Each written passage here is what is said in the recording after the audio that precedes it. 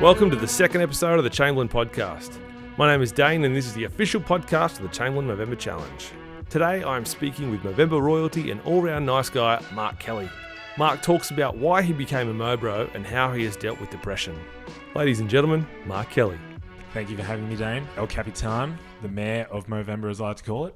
So this will be the first of many podcasts with you involved. I wanted to start off having a background chat with you in regards to, I guess, who you are, why you do Movember, and where you want to go forward with your Movember efforts and the future campaigns coming up. My name is Mark Kelly.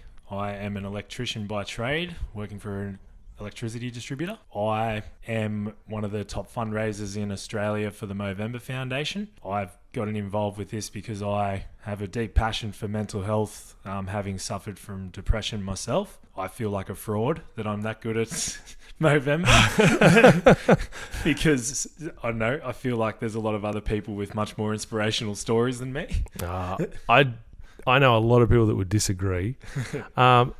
Before we go on any further, I've got statistics on how much you've raised. So as of last year's campaign, so 2018 campaign, you have raised a collective $80,042.51. So that's since 2011 through 2018. That is ridiculous. Shout outs to the 51 cents. That is, yeah, who was that? Yeah. That is so much money. Like, that is nuts for one person to raise. Yeah, it's unbelievable, and I still pinch myself that like it's opened up huge opportunities for me, like as a person, and also to spread the good message of Movember and year round now. Before we go any further, let's go back to 2011. Why did you join that first year? So in 2010, I was in like a relationship, just a high school relationship, first ever one. And that ended, as a lot of high school romances do. Mm-hmm. We've all been through one. But up until that point in life, I'd had a pretty good life. So it was kind of the first time I'd ever felt sad. Mm-hmm. Yeah. And I didn't really know what to do. So I was acting out in strange ways. I was going out a lot, not really sharing anything. And eventually just got to a point where everyone knew what was going on. He's not okay. It was actually my mum who came forward for the first time and sat me down and was like, "What's going on? You're not okay." Yeah. And I said, "I know. I don't know what's going on. I just feel empty inside." And it was her that made the suggestion. She's like, I'll give it to her. She's a blunt woman, old Madge. Yeah. She goes, "I'm not equipped to handle this." Oh, wow. She goes, "But I need my son back, and I need you to go see a doctor to get yourself right." And my answer was pretty naive. It was, why would I go see a doctor? I'm not sick. Yeah, definitely. For Madge, that's a big step as well for a parent to say, I don't know how to fix this. Yeah. Let's work on it. It's a brave one as well because, parents are supposed to have all the answers, but, as you would probably know, or you soon will know, you don't. No, definitely not. Everyone's just winging it. Clueless. Trying to keep them alive each day. That's right. And that's, same with parenthood, just life in general. I'm in a management position now at work. I don't know how I got there. Oh. So your mental health was in a bad way. Yeah. A lot of other people. Sorry, how old were you then? I was 21. So you're young still. That's really young for someone to sort of have to reflect on their mental health. Yeah, it was. It was a bit of a culture, a bit of a shock to the system. So I, basically at that point it was like, all right, Mum knows best. I'll go to the doctor, whatever. Yep. Went there and just kind of opened up a bit about, what's going on. And the doctor said, this is a classic case of depression. We're going to put you on a mental health plan, which means that you get 10 free counselling sessions with a counsellor or psychologist. Mm-hmm. And depending on how you're at, you can continue with that or you can, choose to cap it there. One thing that he did bring up that kind of rung with me was like a breakup. He's like, you're suffering the loss of a loved one. Mm. Obviously, there's different types of losses, but it's pretty much a classic case of this was someone that was in your life and they are no longer in your life. So, you just have to learn how to live with that. Mm.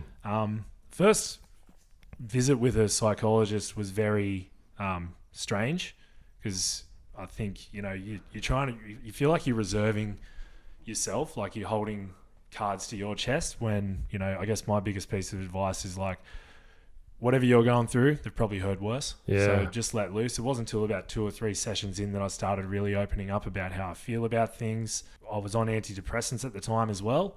Ultimately, it was a Band-Aid fix for me. Some people need it more long-term, and that's fine. Yeah, so it was a good way of just kind of like patching the wound at that time. Temporary fix for now. Yeah. But yeah, after just kind of opening up a bit more and just getting back on the right track and doing, being given exercises, writing things down that I'm grateful for, really reflecting on what is good in my life and not what's not good. Yeah. I ended up getting back on track. And after about a year, I was feeling good. And then I knew I needed to give back, because if it wasn't for that conversation with my mum and going to the doctor, I don't know where I'd be. I never got to a point where, sadly, a lot of people get, I never wanted to, end it. Yeah. But, there were times where it's like, boy, if, a car hit me right now, it wouldn't be bad. Yeah. So that's massive. That's scary to even think about. And, that scared my parents as well. Yeah, of course. To help me out. So I knew I needed to give back, and then Movember kind of popped up on the radar, and it just seemed like a fun, easy way to raise money. So I signed up.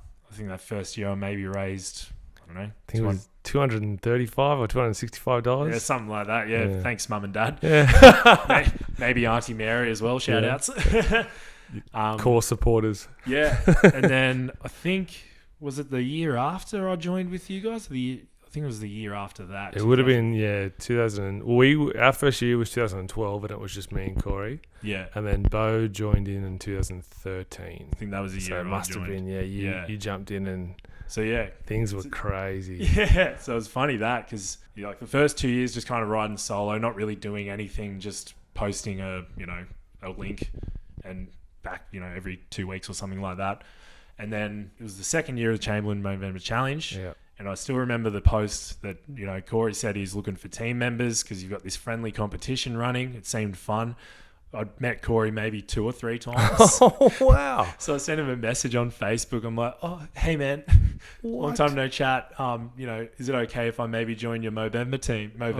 And then he's like, yeah, of course. It's a team. Yeah, the more the merrier. Yeah. And then that year, I think I raised I think it was like 2,000. Yeah, something like that. I've got all the details. Yeah. It's up there. But we'll fact check later. They'll be in the show notes. Yeah, definitely. That's what a lot of podcasters say. About $3,000. And it absolutely blew me away because, I hadn't done anything to kind of share. I don't think that year I really even shared much of my story or anything. It was just people donated. Yeah. And then I kind of got addicted. It's you get hooked, hey. Yeah. As soon as you get that feeling of giving back, like you do stuff, but at the end of November, you personally get nothing. Like the money's not in your account. Nah. All the money you raise goes somewhere else. But how good is that feeling that you've done something and you really get nothing back? It's euphoric. It's nuts. Yeah, and it's a philosophy I've only really adopted in the last few months that I think I've always been living by, but I've never really put it into words. Like, it feels so good to give back to a world that has given you so much to smile about. Yeah, 100%. That is so true. It's such a good feeling. That's what keeps me going every year, is like, when we finish our Movember campaign, we're just like yourself, we're exhausted. It is nuts. How many years in a row now have we sat down together and had a beer and gone, this is it? Last year. This is the last year. I'm done with this. Pretty much the last 4 years. There's only 3 or 4 years we're like, okay, cool, that's it. And then August comes around, one more year. Yeah. We'll do one more. And this will be the last year. Yeah. This will be a big shebang. Yeah. Tell you what, 2017 should have been the last year, and we should have merged into one team. We would have beat the Mo Bros. That would have been the one. Talk about that. Greatest regret of our life. Yet. Love you, Tommy. Yeah, Tommy Windsor. We'll get him on here one day. But yeah, I guess you've always got to have a benchmark, and that's them. Yeah, they're the benchmark. But yeah, the feeling of this year, if all goes to plan, our total will be over $500,000. Yeah. Like, go back 8 years when we started, I would have laughed at someone's face if they said, oh, in 8 years, you and all these people that get around you are going to raise $500,000 for men's health. I'd be like, No way. Yeah, you've That raised is enough so money much to money. almost buy a 1-bedroom apartment. Don't say it like Political that. humour. That doesn't sound very good. We've had hundreds of people join us. No one has raised the money you have. How do you raise so much money within a single month? I have no idea. Like, I ask myself that question probably about 4 times a week.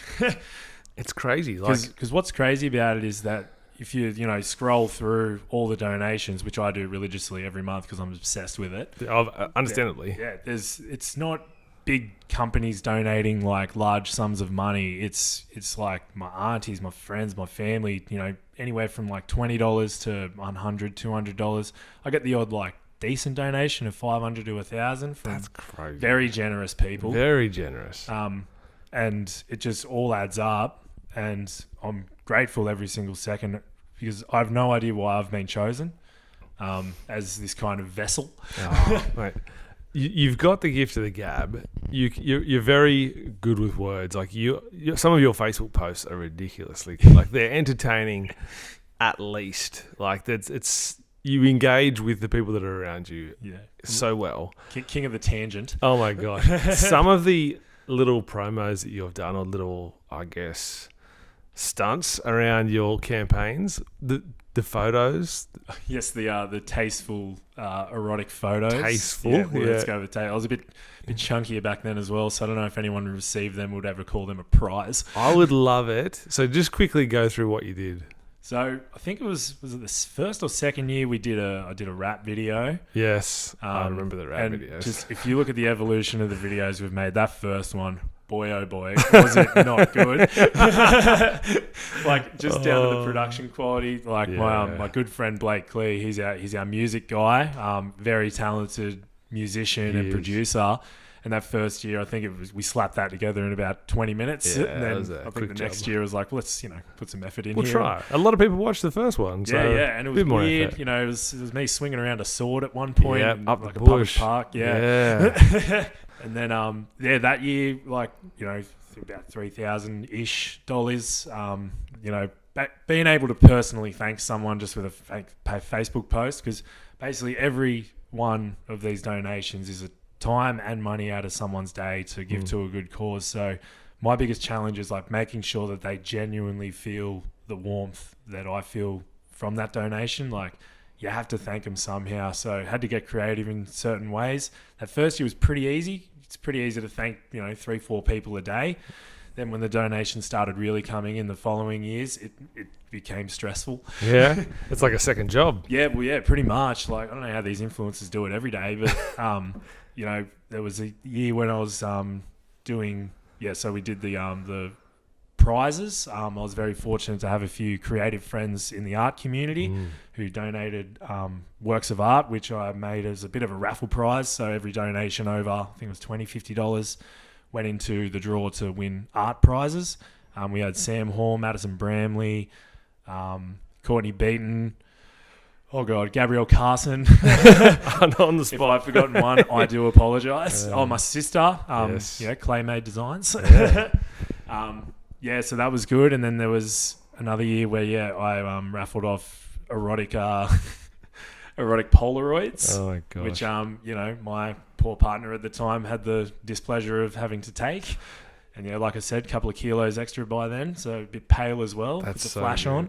If anyone has a Polaroid of Mark, if anyone from that still time, hasn't like incinerated it, I'd actually love to see them. I would love to see it. We should probably share it on our Instagram page. Yeah, to be fair, they're around there somewhere. that is so good. Yeah, if anyone's got one, let us know because we'll post it. Yeah.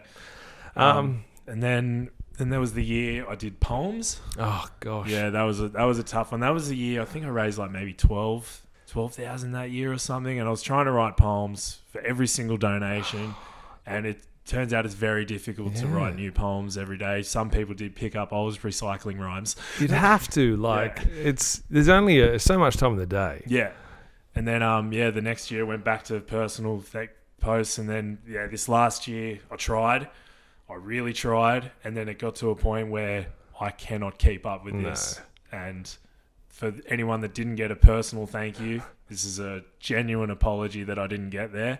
But I feel the love, and I hope it doesn't stop you from donating again this year.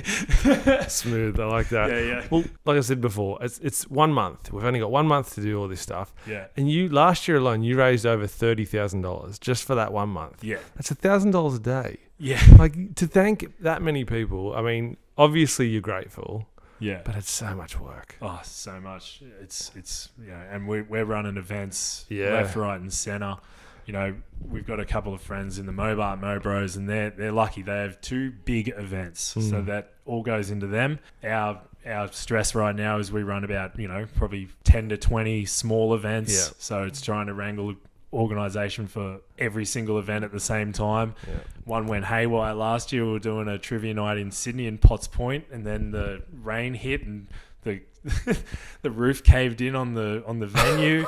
People had already paid, and thank God they were very generous people. We've just had to communicate, look, it's, there's no it's roof. an act of God. We just can't And do everyone it. was like, it's to a good cause. Just, cop the donation. Cool. We'll send you a receipt. Wow, that's crazy. Is there anything else you want to add to your how you do raise money? Is there any other tips or tricks for anyone out there that's trying to raise some cash for it? I think surround yourself with as many talented people as possible. So I've got artists, I've got filmmakers, and I've got musicians. So although I'm kind of a face, all I'm really doing is writing a shitty song once a year. And, I've got the producer to make the music and record the music. I've got Dane and Reese to film the music videos. I've got, friends like Sam Hall, our resident artist, to, make the art. So surround yourself with people that are as motivated as you and ride on their talent. You are the talent, though. Like you got to look at where it all comes together, and it's you. So give yourself some credit. Right, thanks. I'll pat myself on the back. Yeah, nice. So back to the health side. So you've addressed your mental health stuff that you've been through. Has that been an ongoing thing for you? Like, obviously, it doesn't just go away. Things don't just get better. Has it been something you've had to manage since you were 21? Yeah. I don't think it's ever really gone away. I kind of see it as, like, for me, depression is a bit like, the weather. Yep. If the depression is kind of like the rain, and, the tools I have, that's my raincoat or my umbrella to tackle those things rather than, just staying inside and avoiding it. You've got to go out. You've got to face it head on. So that's how I see it. And I've been given a lot of tools and tricks over the years to help manage it.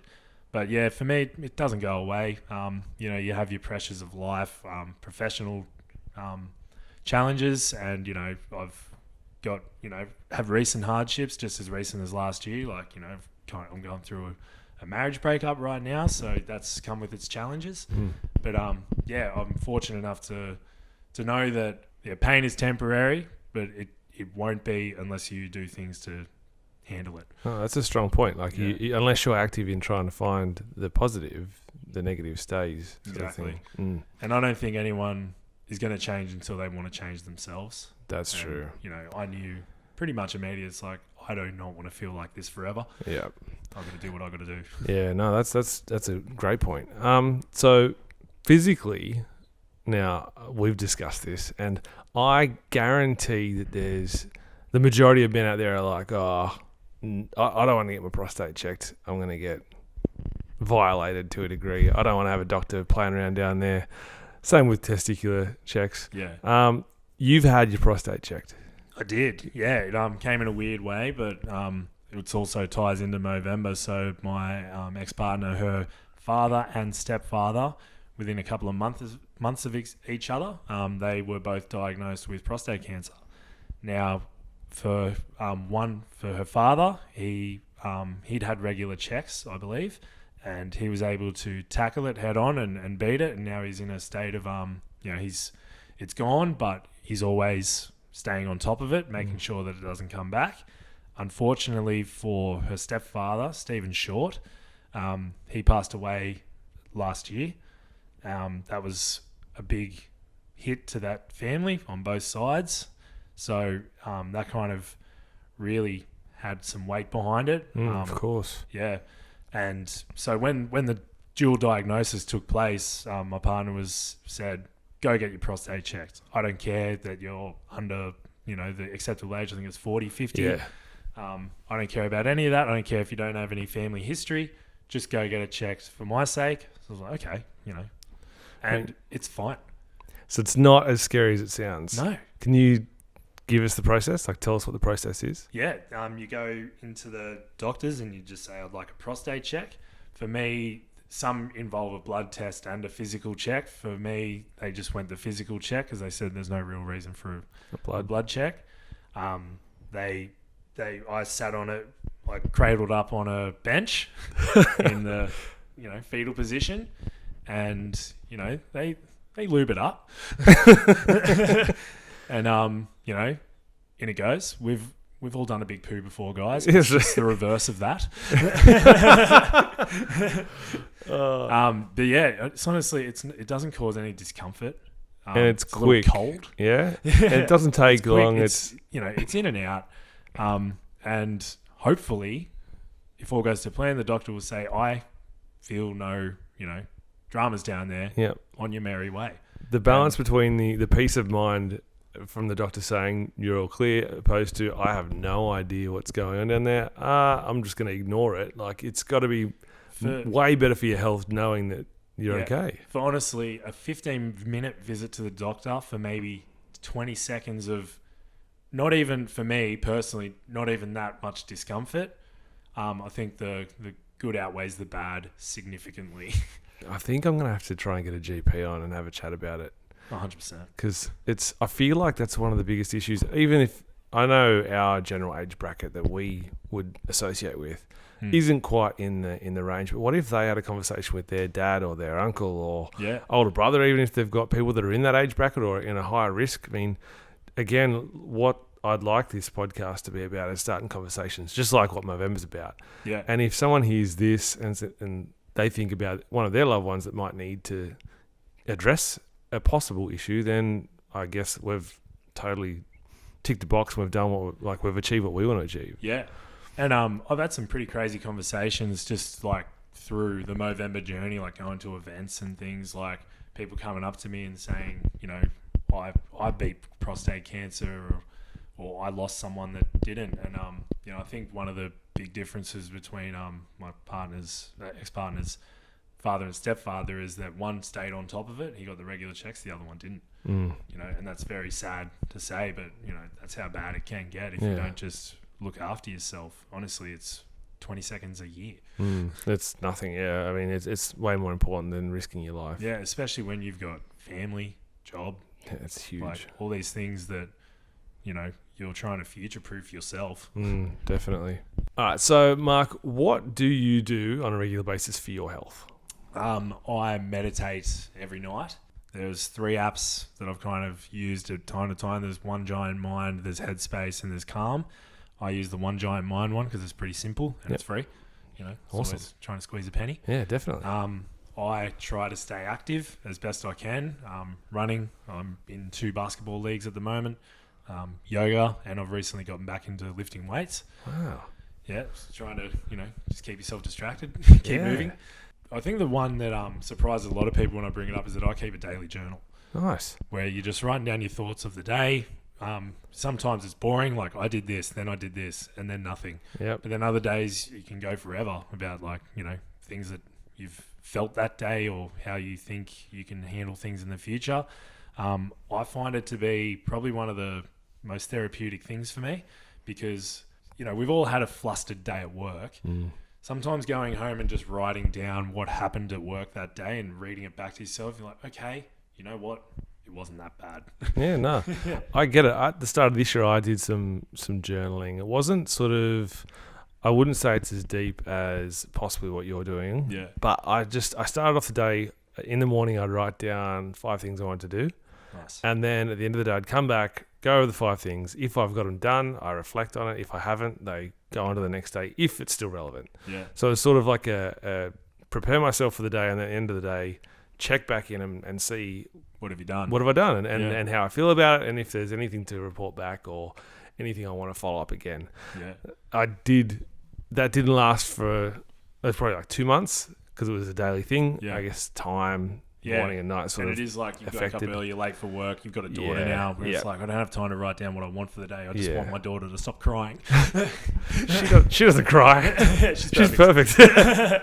But I found especially on the big days where like work had gone to shit and I was flat out and I'm exhausted, all it took at night was like 10 minutes to check in the things that I wanted to get done and think, I've done everything. Like, it's not that bad of a day. I've achieved way more than I thought. Even though I feel exhausted and like it was a sort of a burnout day, but I've done stuff and I feel it made me it brought me back in and I felt better about what I'd done. That's good. Yeah, I had a similar thing I started last year and I've done it into this year. So I read on a podcast, I think it's called the Happiness Project or something like that. But they did 18 for 2018. So it was 18 goals that you want to achieve in 2018. Nice. And like, it's pretty hard to think of 18 goals, but you do small ones like read 5 books. That's what I've just got into, reading. Yeah, it's great, right? I can tell by your sexy glasses. You too. That's good. Thanks. Thank you, Mitch King. Yeah, King's Eyewear. Not a sponsor yet. But this is really sad for me to admit. I've just finished my first book. Nice. Ever. Well, yeah. High school, I never finished a book. Yeah. English, I was like, yeah, cool, I've read enough. I'll wing the rest. Yeah, I'll watch the movie. Yeah, totally. But now I'm like, I'm into it. Like, I want to read now. Even I try and read about 10 pages a day, just as a routine to sort of get into it. It takes me a lot. If I read at night, I'll get 2 pages in and I'm asleep. Done, yeah. So in the morning, I get up, I go for a walk or a run, come home, read, and it's like And all you need to find is that one page turner that's like, all right, I'm a reader now. Yeah, it's how I feel now. I'm like, I'm a reader. Yeah. I've read one book, but I'm a reader. What do you read? Right now, How to Win Friends and Influence People. Oh, I mean, I feel like you're an expert at it anyway.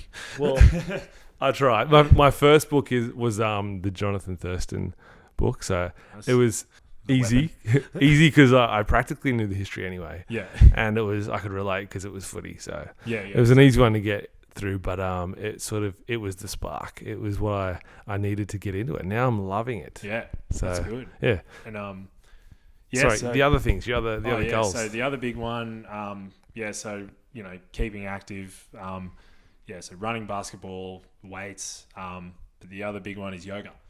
Yeah, so how often are you doing yoga? I do it twice a week. I was doing it more, but now I've recently moved to the city, so I'm trying to like get back into a bit of a routine. Yeah. Life's a bit chaotic at the moment, but twice a week minimum. And I'll tell you what I've even found like lately, because I used to go to studios and that, but because I'm a bit nervous about going to a new studio in the city, in the inner west as well. Like, it's pretty intimidating out there. It's the hipster games.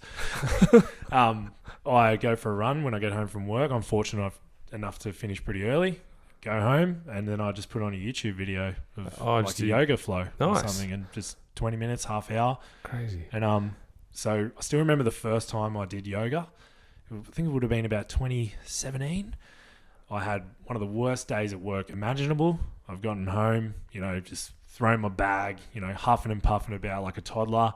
And my partner at the time, she has said, I've had enough of this. Put on your active wear. We're going to do yoga. I was like, I'm not going to do bloody yoga. There was a studio like 500 meters up the road. We went there, and I'll tell you what, the most relaxed I've ever felt. Like, you do a bit of a rest period at the end. I closed my eyes, and probably you close them for about 2 minutes. I felt like I'd slept 8 hours. Really? Yeah. Just stresses you.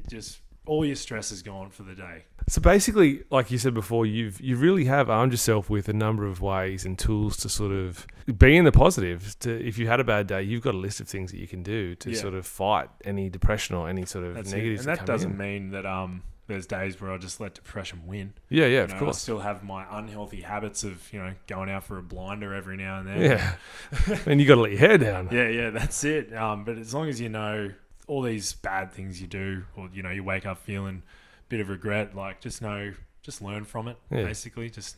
You probably will do it again. Yeah, you just got to have a balance. You've got to have the positive things that you're doing to counteract the negative. Yeah, Yeah, I feel like when I was talking about all that I do good, it just made me seem like I'm some Zen guy who's You're a like a piece of the world. perfect No, man. My life's chaos. Yeah. I But do I plenty of run, I unhealthy lift things. weights, Yeah. I do yoga. Yeah, I do everything. Should see how flexible I am. Yeah, well, I can. I mean, there we go. Whoa, they're long legs Yeah, too. that one's.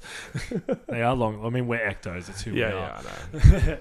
So through all your fundraising with Movember, you've been, I guess, brought in as an ambassador. Tell us about that. So when did you become an ambassador? I became an ambassador last year. A good friend of mine kind of put in a good word for me down at Movember HQ. His name is Dane Chamberlain. Right. He's very handsome. The amount of fundraising that you've done, I couldn't just ride on your coattails. So you had to be lifted to ambassador level. Yeah, so I got the email from Charlene Brennan, one of the greatest humans to ever exist. Yeah, definitely. To say we want to invite you to the community ambassador programs, and honestly, that was probably one of the happiest days of my life. To go down to Movember HQ in Richmond, overlooking the city skylines, just thinking, is this where the donation money is going? And I spoke to the CFO and he said, no, we run a very tight ship. This is the most financially feasible decision we could have made for the staff that we have. And I'm like, cool, I trust you. That was good. Yeah, he knows he's lying. And they have to post their overheads every year anyway, so you can look it up. Yeah, oh, definitely. It's all accountable. Yeah, that's it. And, to sit with all these inspirational people like Tommy and Rashan and, like there's too many. I can't name them all, but they have such inspirational stories of overcoming such hardships, and that's when it brought back to my whole thing. It was like, I'm a fraud, like I still remember it went around. There's people who have lost loved ones and gone through battles themselves with cancer and stuff, and it came to me, and I was like, my girlfriend dumped me. And I got sad. But see, that's real though. People can relate to that. I think that's where it is a bit relatable. It's like not everyone has to go through this intense, life-changing moment to feel sad. Sometimes you just feel sad. Yeah, definitely. And sometimes, you say you feel like a fraud. I don't have a story. I was down there for the first year of the ambassadors thing. They went around the table and everyone told their thing, and I'm like, I've got no link to testicular cancer, prostate cancer. I have days where I feel down and stuff like that, but I don't have depression or anxiety. I just want to raise money. Like we wanted to do a good thing. It was shits and giggles for us to start with. When Corey and I first started, we're like, oh, we'll give it a crack. But the community that we built or that built around us, we didn't even build it initially. We were in the middle and people just came to us. Yeah. It's that's inspirational in itself. That it's like, I've got no ties. It's just a good cause. I want to help it. That's what I want to do now. Because whenever I've had to talk to media or anything like that, they're like, oh, so what's your link? And I'm like, I don't have one. Yeah. But why do I have to have one? Yeah. Imagine if everyone that was just had free time or had the ability to run an event or do some fundraising, just thought, well, instead of waiting for one of my loved ones to be affected by cancer or poor mental health, or wait till I get hit with the news that I've got something wrong with me. What if we're proactive and start building for the future and hoping that it's not an issue in the future? Yeah, prevention is better than a cure. Totally. So that's from now on. I've only just sort of come across the thought because whenever I talk to media or if a company that we're trying to work with, like we do work with Central and other businesses locally, they're like, "Oh, what's your link?" I get nervous. I'm like, nothing, nothing really. That's it. But from here on out, I'm like, I just want it not to be an issue. What if my brother or my dad or one of my best friends gets affected? That's more than enough reason to sort of fundraise and try and stop it. It's not a link. It's just, look, I don't want this to happen to someone that, 100%. Yeah. There's too many people that you care about in your life. When you think about it, when the stats come through, when you're at the ambassadors training, they run through all the statistics, and you're like, holy crap! It's there are 8 suicides every day in Australia. 6 of them are men. It's nuts. It's scary. And then there was that recent study they did where for every suicide, there's 72 ambulance calls for suicidal attempts or behavioural thoughts, or it's alarming. Yeah, and that's stuff that you don't know until you get to this point. There's the advertising and campaign is built around statistics to a degree, but people don't take note until it's either in their face or they're affected. Yeah, and that was one of the best things about being in the ambassador program is not only the opportunity to spread your message, but just learning what Movember does. They fund 130 programs on mental health alone, and they're they're specific. They don't just dole their money out willy-nilly. Like they have programs in like online gaming, in, you know, fathers communities, indigenous communities, you know, LGBTIQ communities. You know, they really want every like male to, you know, experience good mental health, and It's obviously targeted. there's no blanket rule. Yeah, They need definitely. specific programs for it. It's incredible the amount of work they do. Like, and they're not a huge team. No. Like when you go into that office, and side note, how cool are all the people that work there? Oh my God, everyone's so friendly. Every time I'm down there, I think I've told it to them about 1,000,000 times. Like, you know, I want a job here. Yeah, you guys are our heroes. And they're like, when I first went there, everyone was treating me like I'd done something or I'd created something. Yeah, And people are high-fiving you. And yeah, stuff. you're like, you don't know me. And like, they treat you like a rock star. Yeah. And it's like, oh, okay, thank you. I want to Like, know what a bad day at Movember HQ looks like. mate, it's probably just raining. And even then, it's not even bad. Like, That's it. they're just such good people. And like, you walk in there, I walked in there with nerves. I left like feeling like I wanted to change the world. Yeah, I've made friends from that company. You know, like, Yeah, totally. You know, Good people. they're so good. So, but when I first went down there, we had one event for our campaign, our November campaign. When I left there, after Tommy did a talk, I was like, we need events. We've got to have events. Yeah. And from there, we went from raising, I think it was like 14,000 up to 49,000. Yeah. Then on to like, I can't remember where we're at next, but like it changed everything. And Yeah, 2017 was the year we cracked 100, wasn't it? we've done 100 twice now. So yeah, 2017, yep. So like to raise $100,000 in a month. And like Twice. twice. And like there are people that join our Movember campaigns I don't even know. Yeah. Like there's guys that just pop up, and girls. We've got so many Mo sisters now, which is unreal. They're probably the more motivated ones out of anyone. Like, They you know, are special people. They're the wonderful, wonderful Jacqueline Chard with the she's Movember a darling. walk. Yes, her and The Mo Jess. Sister walk. Yeah, the Mo Sister movement. That's going to be on again this year. Oh, sweet. But yeah, it's like names come up, and I'm like, who's that? And I'll ask you, and you might have some people, like you've added some people or brought some in. Well, we got John O'Leeming last year from the ambassador program, you know. We had 3 ambassadors in our network. That's not bad. Not bad, yeah. We Good still numbers. came second in Australia. Yeah. Bloody Mobart, Swallowed. Anyway. All right, so we're going to finish every podcast with 3 questions. First is, what's your favourite colour? Forest green. Ooh, nice. We haven't had that yet. Very regal. Second, if you had 1 minute with an 18-year-old Mark Kelly, what would you say to him? I mean, I'll have to take a breath to think about this one, but like, I think the most important thing is, you know, the things you are doing now aren't a reflection of who you are in the future. You know, live your life, make your mistakes, learn from your mistakes, and really look after yourself, but also look after your friends. Nice. Yeah, I think one of the most intimidating things for teenagers is like, what am I doing next? You know, you spend your whole life in school and then bam, it's all changed. It's all different. But, you know, just know that if you're doing if you feel like you're doing the right thing, you probably are. Yeah. Trust yourself. Yeah. Yeah, That's really. good. Yeah, back yourself is probably a big one.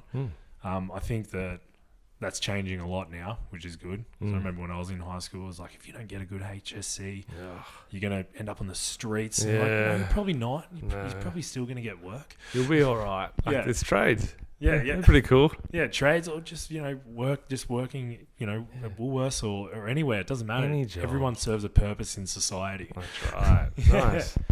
That was just over a minute though, so you failed. Oh, sorry. That's All right. Last one. So everyone else is going to get, what's it going to take for you to join our November campaign? I assume you're in for another year of fun. Yeah, I thought about it, and, you know, although every year we say this is it, I've faced the reality now that this is part of me now. This is it forever. Forever. Yeah.